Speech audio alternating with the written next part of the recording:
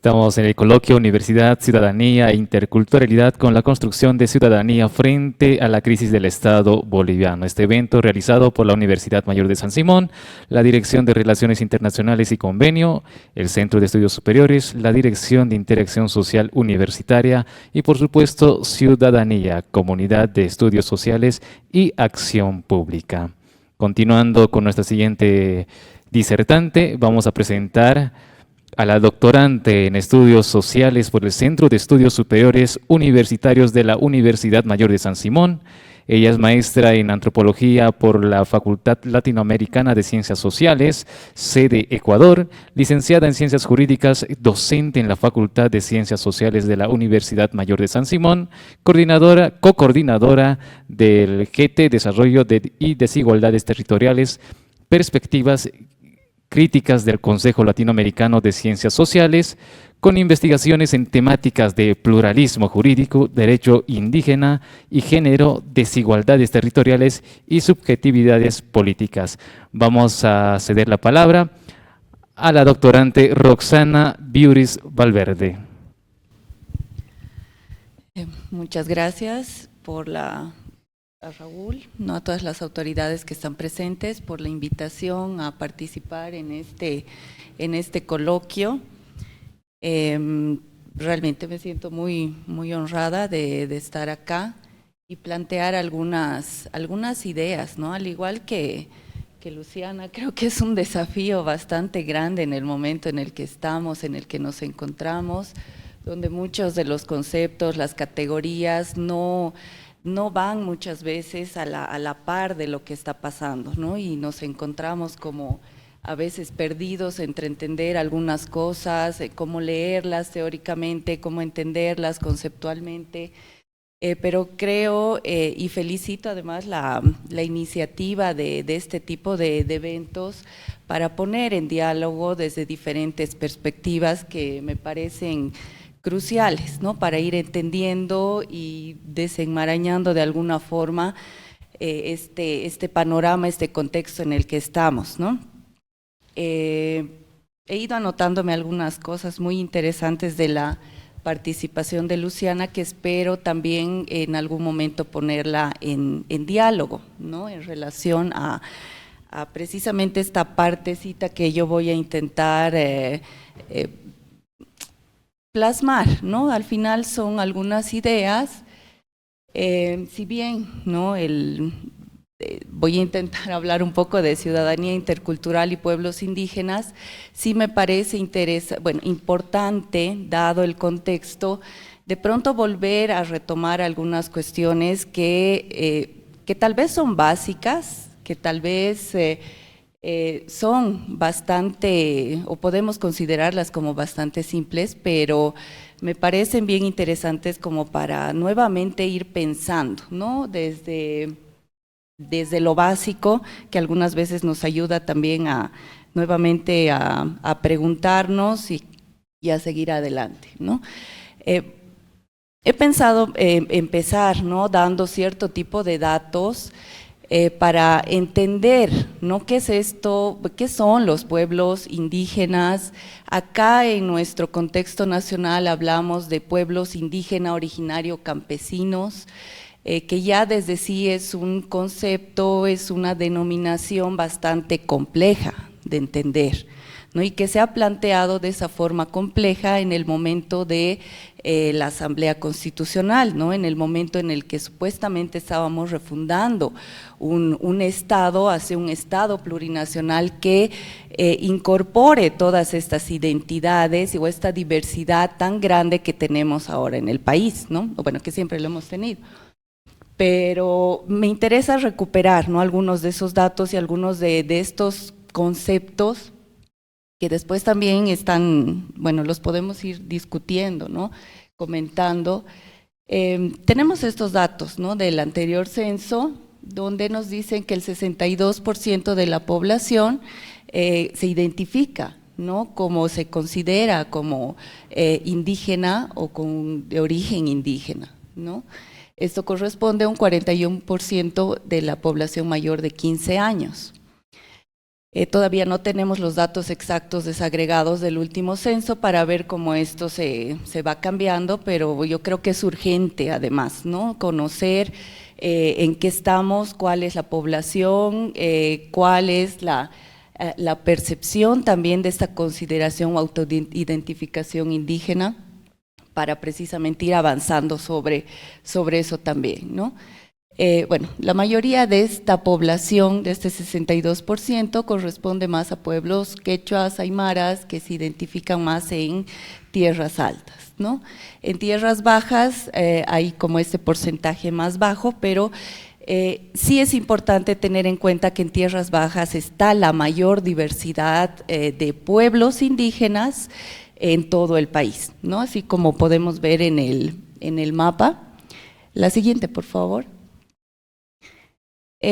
Algunos otros datos para entender, ¿no? Los pueblos indígenas han consolidado 25 millones de hectáreas en propiedad colectiva bajo la figura de tierras comunitarias de origen, y que eso representa un 23% de la extensión total del país.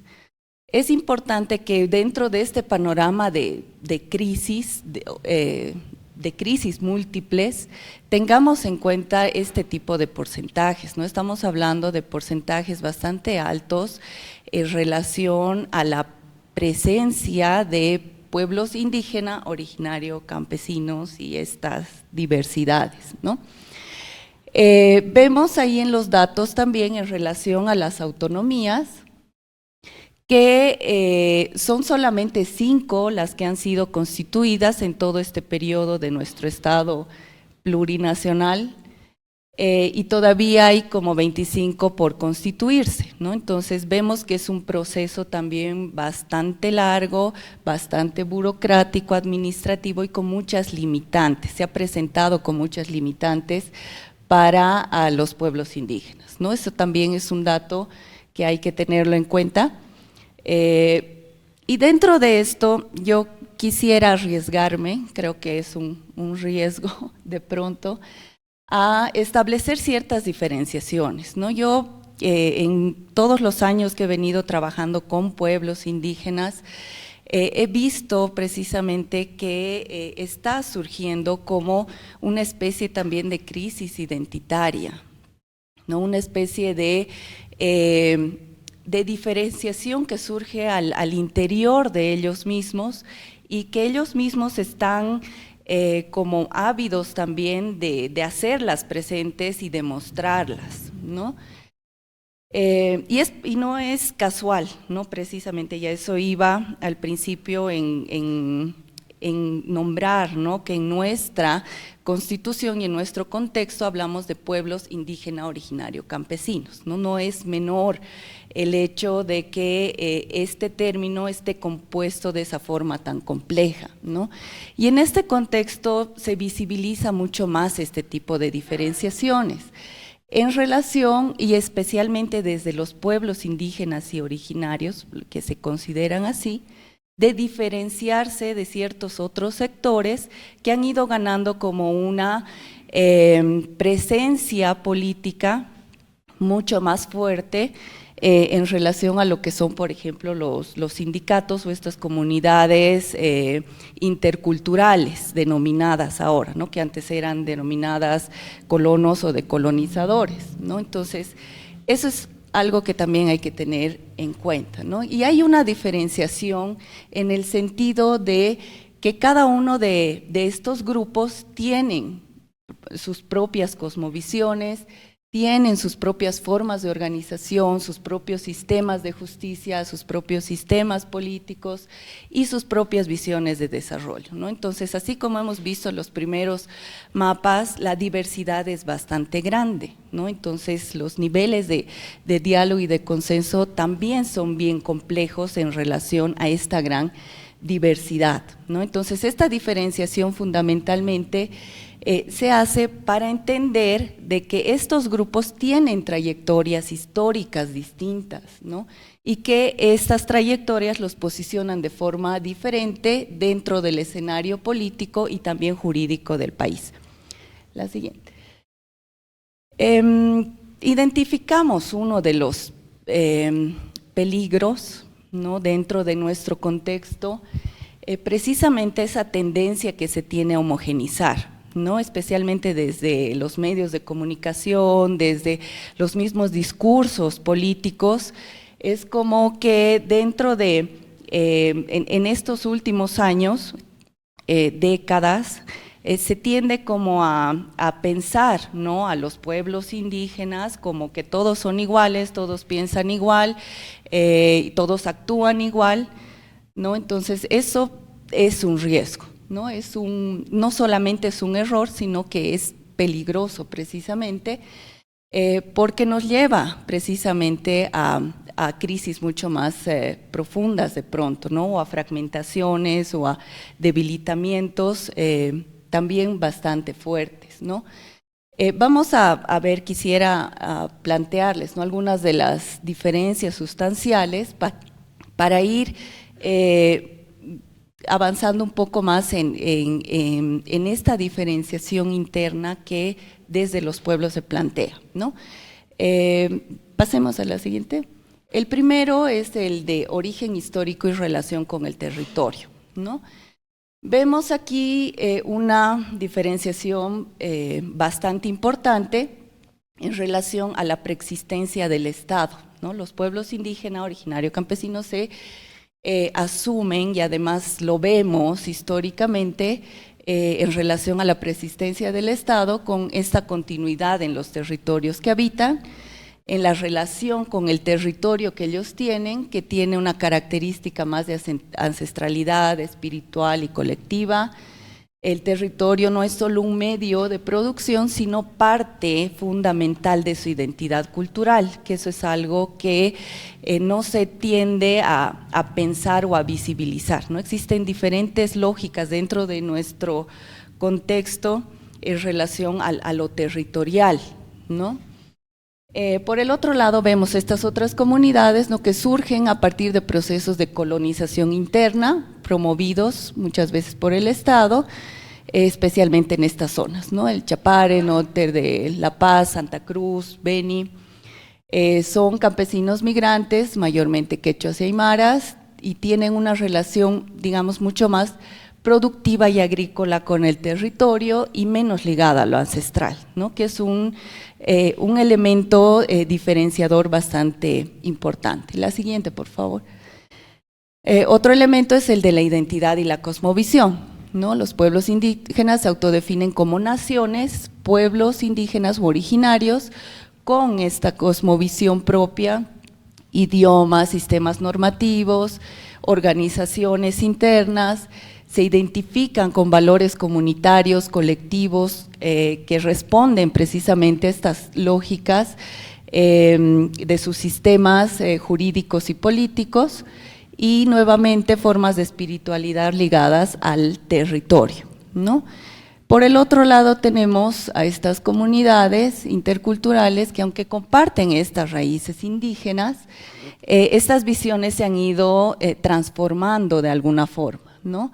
Se han ido definiendo más o autodefiniendo como comunidades organizadas y relacionadas muy fuertemente a los sindicatos, ¿no? Y su identidad está precisamente relacionada con estas características y menos a la territorialidad ancestral. La tercera, ¿no?, que es la organización política y jurídica, donde vemos una organización de estructuras mucho más tradicionales que responden nuevamente a esta cosmovisión. Pueden ser ayllus, cabildos, asambleas, etcétera, ¿no? Han impulsado además la construcción de las autonomías indígenas como forma de autogobierno, ¿no? Entonces, es un elemento central también el autogobierno y la autodeterminación para ellos, ¿no? Además de este derecho al territorio y a la consulta previa, lo que en el otro lado no lo encontramos, ¿no? Más bien, ¿no?, esta organización de tipo sindical se aglutina o se agrupa bajo la forma de federaciones interculturales, no suelen reivindicar formas de autonomía indígena, sino más bien de derecho de acceso a la tierra, y además participan activamente en espacios del Estado, ¿no? O han venido participando mucho más fuertemente y ligados a espacios de gobierno, ¿no? Pero no como pueblos indígenas, sino más bien como sectores o movimientos sociales. La siguiente, por favor. Tenemos la relación con el Estado y los proyectos políticos, ¿no? Vemos que los pueblos indígenas han protagonizado luchas históricas de reconstitución de sus territorios, de restitución de sus autoridades originarias, y han luchado por este reconocimiento del Estado como tal, ¿no? Llegando a plantear precisamente este Estado plurinacional y la autonomía territorial, cosa que no se da o no lo encontramos en estas comunidades, ¿no? Bueno, de los pueblos indígenas la demanda es mucho más política, cultural y no solo económica, y exigen el cumplimiento de estos derechos colectivos a partir de esa descolonización del Estado, ¿no? Mientras que en las comunidades interculturales se da como una relación más pragmática con el Estado, basada en políticas de desarrollo rural, acceso a tierra y ciertos programas sociales, ¿no? Y aunque también reivindican cierto tipo de derechos, la lucha se orienta más a esta inclusión, ¿no? Productiva, económica, y esta idea sobre todo del acceso a tierra, que va reconfigurando muchas cosas en el interior, ¿no? Entonces, se habla, ¿no? Hay muchos estudios, especialmente uno de los más interesantes que he encontrado es el de Fundación Tierra, donde plantea precisamente que se va dando, ¿no? Este proceso de empoderamiento, se ha venido dando este proceso de empoderamiento político de este nuevo sujeto social, rural, ¿no? Que nace y que está o tiene características mucho más ligadas a este capitalismo agrario. Sin embargo, vemos de que a ver, ¿a dónde va toda esta diferenciación? La siguiente, por favor. La idea es de que, y la importancia de alguna forma, es de ver esta heterogeneidad que existe interna, estas contradicciones también que pueden existir y que muchas veces desde las ciudades no las entendemos o no las alcanzamos a entender, ¿no? Y mucho menos las encontramos en los discursos políticos o en los proyectos políticos que precisamente señala Luciana, ¿no? No vemos un proyecto político que realmente recoja toda esta gran diversidad y esta complejidad de la composición o de la formación social boliviana, ¿no? Bueno, aquí hay algunas características más que después las podemos ir discutiendo. La siguiente, por favor. Nuevamente, ¿no? Quisiera hacer énfasis en este peligro que implica esta tendencia a homogenizar y nuevamente recoger elementos que nos ayuden, ¿no? A salir precisamente de esta tendencia, ¿no? Tomar en cuenta que las reivindicaciones son diferentes, concepciones de territorio también son diferentes y no solamente de forma interna, sino también en diálogo con las ciudades o las personas mestizas, urbanas, que es una diferenciación mucho más profunda, ¿no? Entonces, las afectaciones a sus modos de vida también son diferentes, el proyecto político también es diferente y por lo tanto vemos que los pueblos indígenas originarios campesinos no tienen una representación política real, ¿no? Vemos en datos, tanto a nivel mundial como a nivel nacional, de que, como mencionaba casi al final también Luciana, hay como una especie de tendencia a generar cierto tipo de narrativas, ¿no? O narrativas que se van instalando en el imaginario social de entender lo indígena como un privilegio, cuando en realidad no es así, ¿no? Vemos a nivel mundial, ¿no? Que constantemente los pueblos indígenas demandan, ¿no? Y denuncian además despojo territorial, desplazamiento forzado, muchas veces por proyectos impulsados por el mismo Estado o los mismos estados. Existe un racismo institucional en sistemas de salud, educación, justicia, desigualdad en el acceso a servicios básicos, derechos fundamentales, violencia, que esta es algo que se está dando y se está profundizando mucho más, ¿no? Contra defensores y defensoras indígenas y del territorio, además, que también lo vemos con mucha más fuerza aquí en Bolivia, y falta de representación política efectiva en parlamentos o instancias de decisión, ¿no? En Bolivia vemos también, ¿no?, un acceso limitado a estos servicios diferenciados, desigualdad en el acceso a tierra y titulación de territorios. Sobre esto precisamente vemos que hay como un proceso de que ellos denominan como de resistencia jurídica en relación a el acceso precisamente a los territorios y el respeto a los derechos territoriales, ¿no? Que es parte precisamente de mi tesis doctoral, donde uno de los elementos, de los actores centrales en esto es el INRA, por ejemplo, ¿no? Vemos tensiones políticas extractivas y afectación a sus territorios, la burocratización de las autonomías indígenas y un racismo persistente en medios, instituciones y en sectores urbanos, ¿no? Pienso que este elemento es uno de los centrales para ir pensando desde esta perspectiva este tipo de crisis de identidad, una crisis en relación a lo étnico, a lo racial, es esta persistencia en esta colonialidad y el racismo, ¿no? En la sociedad en general, ¿no? A pesar de que se intenta o se niega, no hay como esta tendencia también negacionista o que el racismo más bien ha sido instalado, ¿no?, por Evo Morales o el partido y demás, y que ese es otro de los elementos que también me parece interesante repensarlo, ¿no? Esta otra forma de narrativa que ha ido surgiendo en relación a esto del racismo al revés o del racismo inverso, ¿no?, que viene precisamente de estos sectores o grupos de poder, ¿no?, que no solamente, otra vez es un error, sino también es peligroso instalar y continuar con este tipo de narrativas, ¿no? ¿Cómo entendemos el racismo? ¿No? El racismo es un sistema estructural de poder que jerarquiza a grupos humanos según criterios como raza, lo cultural o lo étnico, ¿no? Históricamente coloca a un grupo dominante, en este caso blanco, criollo, occidental, por encima de otros, ¿no?, indígenas, afrodescendientes, etcétera.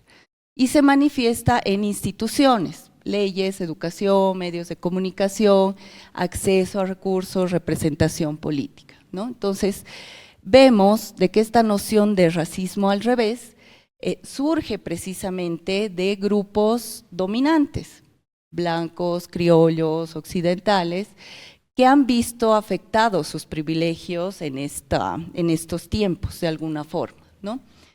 Entonces, al ser el racismo un sistema estructural de poder, no podemos sugerir que los grupos históricamente oprimidos puedan discriminar a grupos dominantes, ¿no? Entonces, estamos hablando de que esta idea de racismo inverso o de racismo al revés no existe, no es como es una falacia. No se puede o no pueden en este caso, y además con los datos presentados, esta discriminación a grupos dominantes con la misma intensidad o poder que ellos han sufrido históricamente, ¿no? No se puede hablar de un racismo inverso si no existe una relación estructural de poder. que la misma los pueblos indígenas no han tenido, no han logrado conseguir, inclusive con este Estado plurinacional, ¿no? Que al final, si bien ha habido un reconocimiento normativo o un avance normativo, pero no lo ha llevado a la práctica casi en ninguno de sus aspectos o de sus instancias, ¿no? Entonces, las críticas o demandas de los pueblos indígenas hacia estos sectores, mestizos o blancos, no constituyen un racismo estructural, sino más bien son formas de reivindicaciones políticas frente a estos siglos de explotación, despojo y colonialismo interno. La siguiente. Nos planteamos esta pregunta, ¿no? ¿Los pueblos indígenas pueden discriminar? Sí, como cualquier grupo humano, ¿no? Pueden tener prejuicios culturales, étnicos hacia otros, tienen conflictos y tensiones interétnicas, tienen contradicciones internas también, también expresiones de rechazo, desconfianza a grupos dominantes o incluso entre pueblos indígenas distintos, ¿no? Pero esto no equivale a un racismo estructural, ¿no? Que es algo que hay que tener en cuenta, precisamente porque el racismo no implica nuevamente este poder estructural acumulado y sostenido históricamente, ¿no? Lo que podríamos más bien hablar, y bueno, eso es parte del desafío nuestro, hablar o darle una definición, no ver realmente cómo poder entender esto, pero lo que encontramos en diversos pueblos, no solamente aquí en Bolivia, sino en todas partes del mundo, son formas de resistencia, ¿no? Y precisamente las formas y los acercamientos, ¿no? de desarrollos teóricos que hay en relación a la ciudadanía, van por ese lado, ¿no? Van recuperando estas acciones y formas de resistencia y formas de agencia desde abajo, ¿no? Desde los pueblos, desde la población, ¿no? Entonces, en este contexto, ¿no? ¿Qué implica la ciudadanía? Hemos visto intentos de definir la ciudadanía y de avanzar en la ciudadanía que incorpore a estos sectores de la población, ¿no? Que son pueblos indígenas, ya desde los 90 con una ciudadanía multicultural que intentaba de alguna forma incluir, reconocer la diversidad, esto de incluir los derechos diferenciados, de reconocer esta diferenciación de estos grupos que han sido, ¿no? históricamente oprimidos, ¿no? Ya Iris Marion Young nos habla de 5 formas de opresión, ¿no? De explotación, marginación, poder de decisión limitado, el imperialismo cultural y la violencia, ¿no? Formas distintas de violencia. Tenemos también algunas definiciones como los de política de la diferencia, que han sido también posicionadas o de forma, ¿no? De alguna forma consideradas como críticas, ¿no? A esta idea de ciudadanía universal, precisamente para poner, ¿no? en debate y en consideración estas desigualdades estructurales, ¿no? Que implicaba reconocer identidades colectivas y necesidades específicas de estos grupos, la eliminación, ¿no? de formas de opresión y dominación. Vemos ahora algunas corrientes de ciudadanía que van mucho más allá, ¿no? Por ejemplo, la de ciudadanía intercultural, que intenta ir más allá del multiculturalismo y entenderla no solamente como esta coexistencia, tolerancia e inclusión dentro del Estado, sino de que haya una interacción real, ¿no? Y eso parte no solamente de entender estas transformaciones o esta ciudadanía, ¿qué es lo último? Entender esta ciudadanía desde arriba, ¿no? Desde el Estado o desde desde las instituciones, sino más bien entender la ciudadanía desde abajo, ¿no? Walsh nos habla de esta interculturalidad crítica, precisamente entendiendo o poniendo, ¿no?, dentro de lo central, entender el problema estructural, colonial y racial, ¿no? Entonces, si no resolvemos eso, es muy difícil que podamos avanzar, ¿no? Bueno, esto de la construcción desde abajo, y le suma también el aspecto cosmogónico en relación a la naturaleza, a la vida misma, que también implican relaciones de poder, ¿no? Tenemos otros conceptos que son ya más desde las organizaciones, desde intelectuales también indígenas, como el de ciudadanía decolonial, de ciudadanía comunal o comunitaria, que nuevamente incorporan este elemento de la colonialidad y del colonialismo interno, ¿no? Incorporan y que exigen además una transformación real del Estado y una transformación de la sociedad además, ¿no?, que tiene que ir de alguna forma de la mano, ¿no? Entonces, todas estas reconocen una inclusión diferencial, pero no es suficiente para garantizar esta ciudadanía plena de los pueblos indígenas, ¿no?, sino implica esta transformación estatal desde abajo, desde las bases, reconocer la pluriversalidad y sobre todo defender la autodeterminación como eje central de la ciudadanía indígena. Bueno, hasta ahí. Gracias.